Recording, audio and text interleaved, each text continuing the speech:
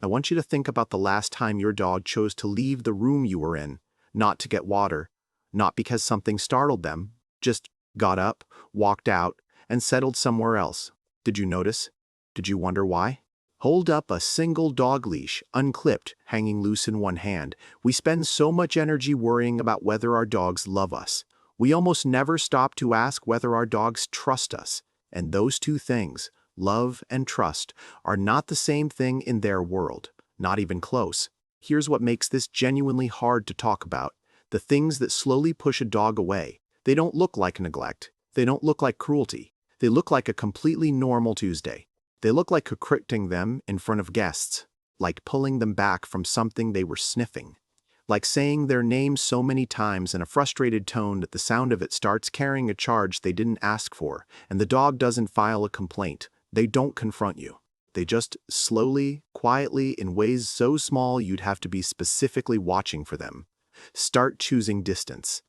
Now, I want to be really careful here, because I'm not trying to make anyone feel like a villain.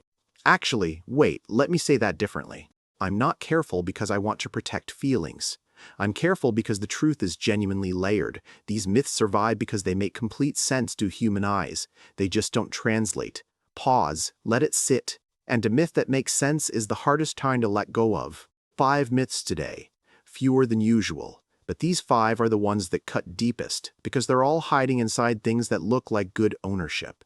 Stay with me, especially for number 4. It gets the most pushback in the comments every single time, and it's also the one I hear about most from people who say it finally made everything click. If your dog is nearby, keep them close while we go through this. Here we go. Picture this. Your dog is 3 seconds away from eating something off the sidewalk or launching themselves at a guest who just walked through the door, and your response is immediate and instinctive. Biscuit. Biscuit. No. Biscuit. Calm here. Every dog owner has done this, multiple times today probably. But here's what's happening underneath it, quietly, over months.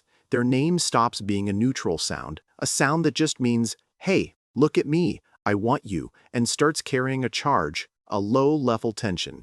The specific emotional frequency of something is about to happen that I don't enjoy. And the consequence is brutal because it's invisible until it matters. Recall breaks down. Coming when called means running toward the sound that has, through pure repetition, become associated with corrections, redirections, frustration. Why would they hurry toward that? Say your dog's name out loud right now, toward the camera. Think about what tone it usually carries. Their name should be the best sound in their entire world. The sound that means good things are coming, you are wanted, come find me. The moment it means anything else. You've lost one of the most important tools in your relationship. The fix is almost too simple. Start calling their name only when something good follows. Treat, praise, play, freedom. Let the sound rebuild its meaning from scratch. And if their name carries history, myth 2 is about something that carries even more. Your physical approach and how you move toward them matters more than most people ever realize.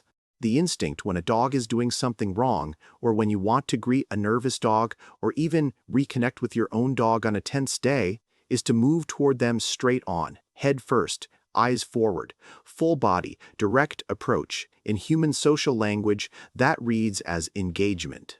Warmth, even. In dog social language, that's pressure. A direct, front-facing approach with sustained eye contact is how a challenge is structured. It's the posture of something confident, unfamiliar, and closing in. Dogs who are already uncertain, already sensitive, already carrying a little extra tension in their body, they register that before a single word comes out of your mouth. The difference in a dog's response when you angle your body, approach from the side, soften your gaze slightly, it's almost immediate. The weight in their body changes. They go soft instead of still. They move toward you instead of away. You weren't threatening them, but your body was making a different argument. And their body believed it. Look directly into camera. Think about what it feels like when a dog walks toward you, voluntarily, unhurried, pressing the side of their body against your leg. That warmth, that weight, that's what the right approach earns. It's worth learning. So how we move matters. Myth 3 is about something even more constant than movement. It's about sound and how much of it we produce. Deeply bonded dog owners, the real ones, the ones whose dogs are basically a second shadow, tend to narrate everything. The grocery list, the drive, the emotional fallout of a difficult work meeting delivered in full to a dog who is making excellent, supportive eye contact and understanding approximately none of it. And honestly, that's one of the best things about having a dog. They never interrupt, they never offer bad advice. The talking is real and it's valid and it fills something. And here's the thing I had to sit with for a while. There's a version of it that costs you something you don't realize you're spending. When your voice is constant background noise, it stops being a signal, it becomes wallpaper. And the moment you actually need your voice to land, the recall in a parking lot, the firm, leave it on a walk. It filters through the same half attention as everything else. I'm not saying stop talking to them. I genuinely love talking to my dog, but the owners whose dogs listen the sharpest, they're almost never the ones who talk the most. They're the ones who go quiet enough that when they do speak, it carries weight. Their words mean something because they don't mean something constantly. Pause, quiet moment. Silence is not absence. To a dog, silence from someone they trust is actually deeply comfortable. Let them have some of it. So silence has power.